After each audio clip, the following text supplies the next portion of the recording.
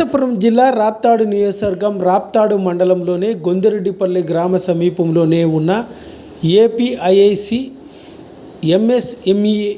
Industrial ఎస్టేట్ను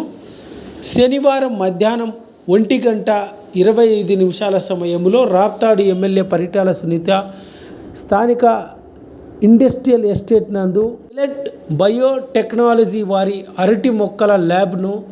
Raptadu MLA Paritala Sunitha సందర్శించడం జరిగింది. ఈ సందర్భంగా రాప్తాడు ఎమ్మెల్యే పరిటాల సునీత మీడియాతో మాట్లాడుతూ గొందిరెడ్డిపల్లి గ్రామ సమీపంలోనే ఉన్న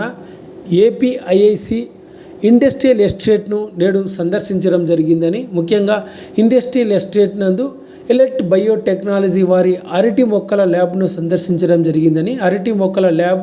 తయారు చేసే విధానాన్ని పరిశీలించడంతో పాటు ఇండస్ట్రియల్ ఎస్టేట్ నందు ఇతర పరిశ్రమల నిర్వాహకులతో పాటు ప్రత్యేకంగా సమావేశం నిర్వహించడం జరిగిందని, ముఖ్యంగా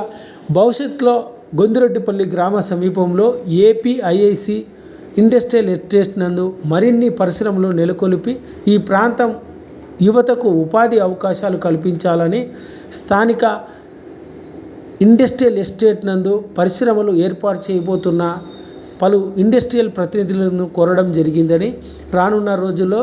గొందిరెడ్డిపల్లి గ్రామ సమీపంలోనే ఉన్న ఇండస్ట్రియల్ ఎస్టేట్ నుండి మరిన్ని పరిశ్రమలు నెలకొల్పేందుకు తమ వంతు సహకారాన్ని ఎప్పుడూ కూడా అందజేస్తామని